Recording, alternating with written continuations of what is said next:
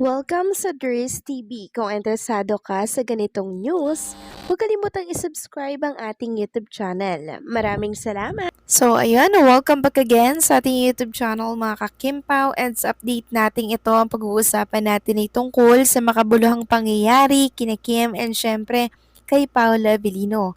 Kaya sana po itapusin ninyo ang update natin hanggang sa dulo.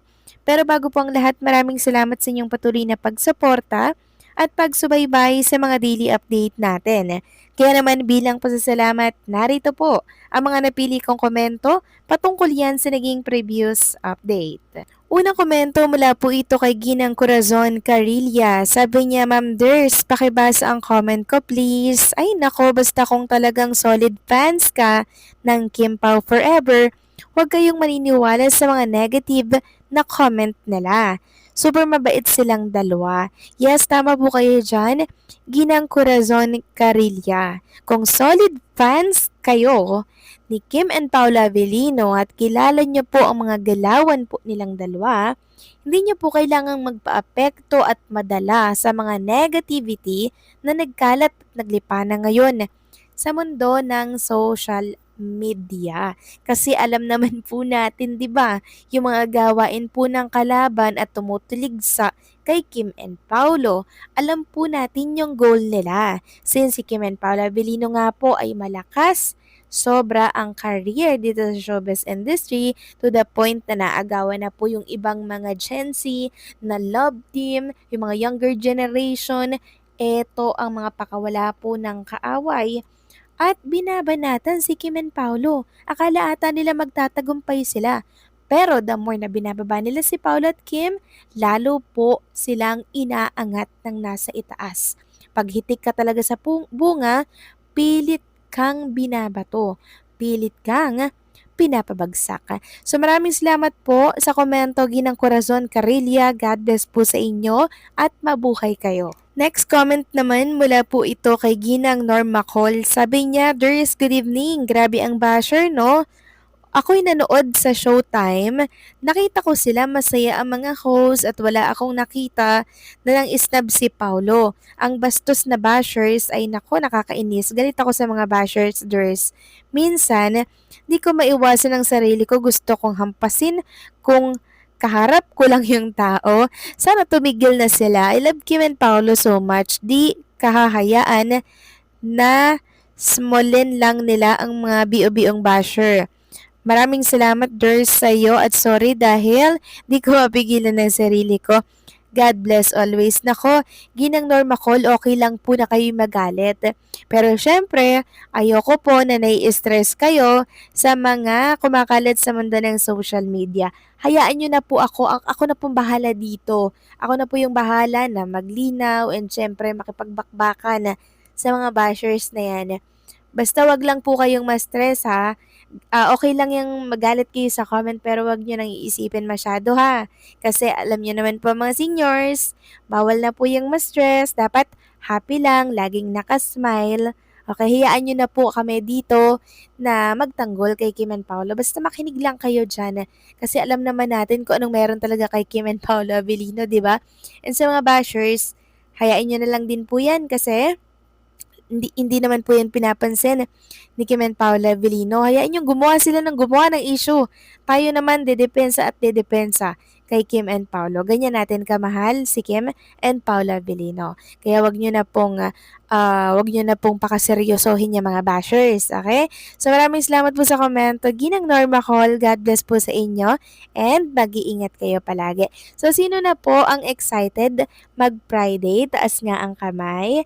Kasi meron po dito ako nakita sa post ni Ellie Gatdula na 20 babae ang natagpuan sa kwarto nitong si Walter. At isa na nga doon, etong si Alegria. So, paano napunta si Alegria sa kwarto ni Walter? Sabi nga dito, abangan sa Friday.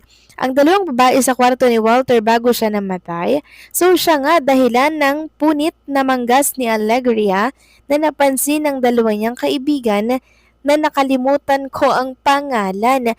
So grabe po itong si Walter, maging si Alegria po pala mga kakimpaw, ay natitipuhan niya. So sana mag-Friday na mga kakimpaw, no? Excited na kasi ang lahat na mapanood ang next episode na ilalapag ng Prime Video PH. Samantalang next topic naman tayo, in-upload po ni Mendoza Vela itong picture na inedit for Kim and Paula Avellino. Sabi niya dito sa caption, yan ang sabi nila, pero iba ang nakikita namin kasi 'di ba ang sabi po ng mga bashers, parang wala daw sincerity si Paula Avellino kay Kim Chiu, parang walang gana, pero ito po binasag po ni Ma'am Wela Mendoza ang mga bashers. Ayan, no, laging magkadikit sina Kim and Paula Avellino.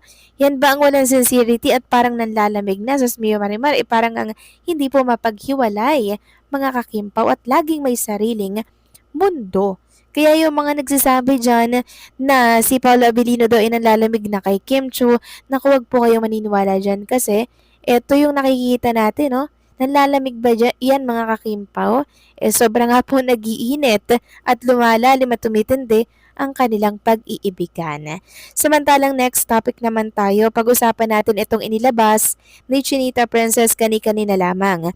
So video po ito, kuha sa It's Showtime nung time po na nag-promote si Paula Avellino ng The Alibay sa It's Showtime. So 11:50 AM pa lang or 11 pas pa lang nasa Showtime na po si Kim, ganun din po si Paula Avellino. At nakita ko nga po dito na hanggang parking si Kim and Paula Avellino magkaangkla po ng kanilang mga braso. So wala nang nakatutok na camera yun ha. Camera na lamang po nila yung nakikita natin.